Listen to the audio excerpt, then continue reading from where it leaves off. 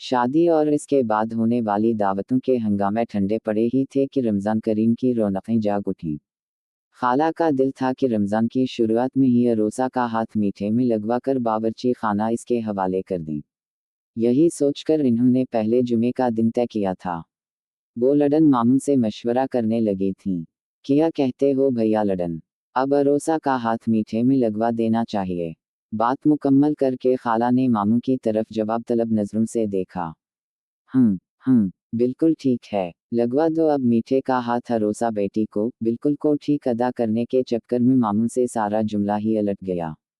बरामदे में खड़े नोमी को हंसता देख खाला ने अपने पिलिंग के नीचे से जूती खींच मारी, जो नोमी ने महारत से कैच करके कॉलर अकड़ाए।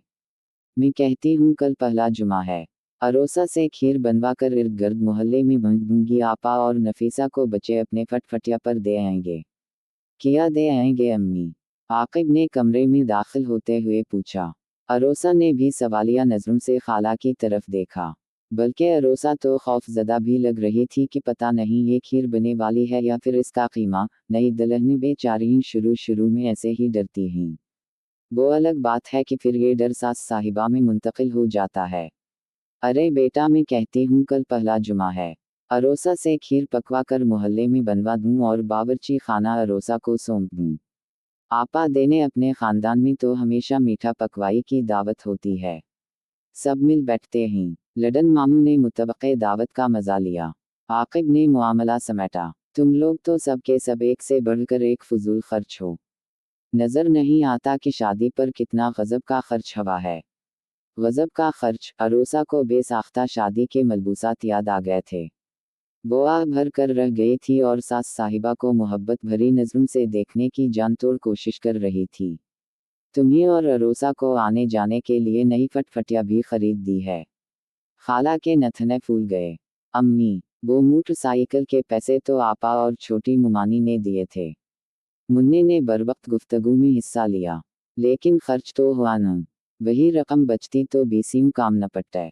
सब बातें छोड़िए, कल की दावत का प्रोग्राम तय कीजिए। अभी सबको इत्तिला भी करनी है और सौदा सुलफ भी लाना होगा। आकिब ने गुफ्तगू का रुख दोबारा दावत की तरफ मोड़ा। अरे कौन सी दावत, कहाँ की दावत?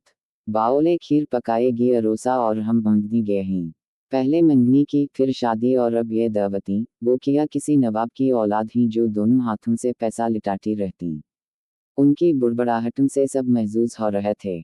आपा, आकिब ठीक कह रहा है, आप कल की दावत रख लें। हमारे ख़ानदान का पुराना रिवाज है। फिर आपके घर की पहली शादी है। यूं भी दावत तो सब ही करते हैं। लडन मामू ने लंबा जुमला बड़ी एहतियात ये बोल तो दिया, लेकिन इस मश्क ने उनका सांस फैला दिया। मैं कहती हूँ, बात ख़त्म करते हो या नहीं तुम लोग? कोई नहीं होगी दावत वावत। खाला ने पलू दुरुस्त किया। अम्मी बस आप 9-10 हज़ार रुपए दे दीजिए, बाकी कुछ मेरे पास पड़े हैं। आराम से हो जाएगी दावत। 9-10 हज़ार? खाला की ऊँखें 9-10 मीटर फैल गईं।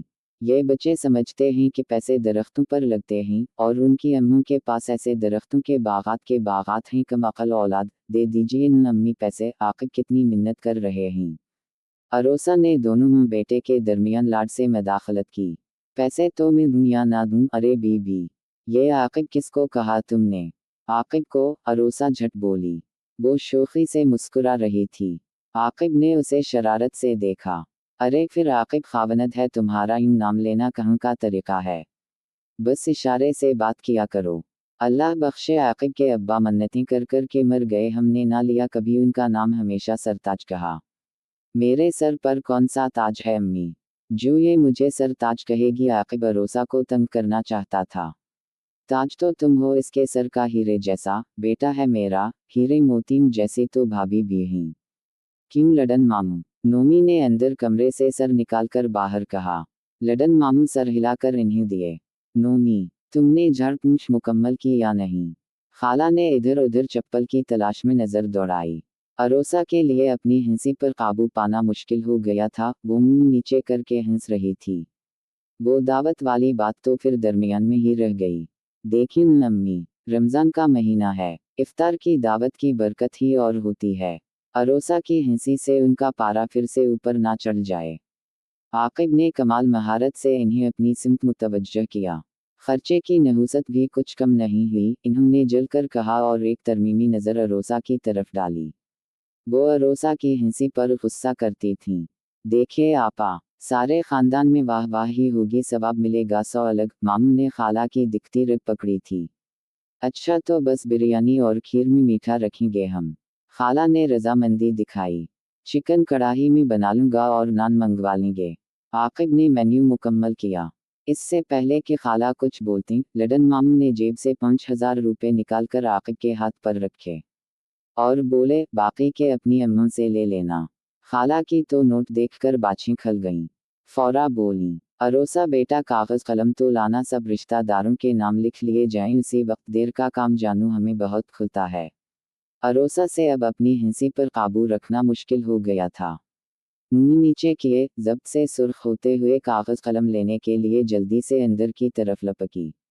आकिब को इसका जब्त करता सुर्ख चेहरा इतना भला लगा कि वो इसके पीछे लपका ही था कि खाला ने उसे आवाज़ देकर रोक लिया। बहुत भाग लिया तुमने, अपनी हैवी के पीछे बैठो यहाँ अपनी मुंह के पास। हिसाब करो। अंदर से नोमी का कहकहा बहुत बेसाख्ता था। लडन मामू भी मुस्कुरा दिए थे। दिन भर खाना पकाने की मसरूफियत रही। काम मुकम्मल हुआ तो अरोसा ने नहा धोकर सब्ज बनारसी गरारा पहनकर सिंगार कर लिया। आकिब ने तो झट से नोमी को भेजकर फूल मंगवा दिए।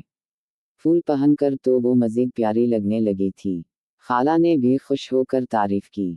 माशा अल्लाह, प्यारी लग रही हो, फिर पसंद किसी की हो। खाला अपनी तारीफ करना नहीं भूलती थीं।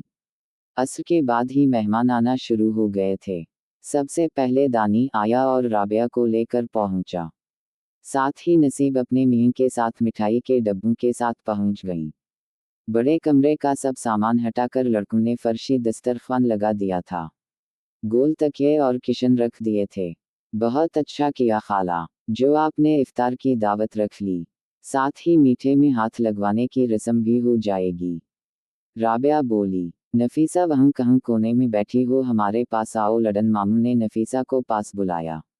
नफीसा फौरा उठकर आई और शौक से मामू के करीब बैठ गई। खुश तो हो बच्ची की शादी करके, मामू ने दिलार दिखाया। जी मामू, अल्लाह का शुक्र है, बहुत खुश हूँ। बस अल्लाह मेरी बच्ची को हमेशा खुश रखे।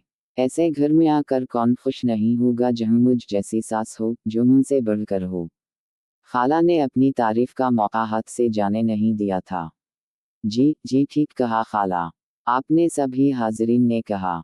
खूब रौनक लगी थी। छोटी चची की दोनों नौबयाहता बहनें भी शामिल थीं।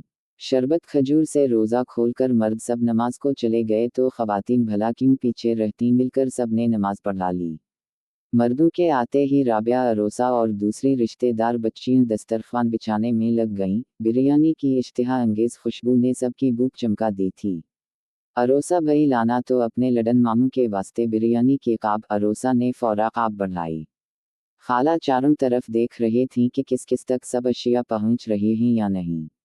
आप नान लीजिए भाभी। बेगम खाला ने बड़ी मुमानी की तरफ नान का हाथ पाट बढ़ाया। आप बेफिक्र होकर खाइए, खाला में और अरोसा सबको अच्छी तरह सरू कर देंगे।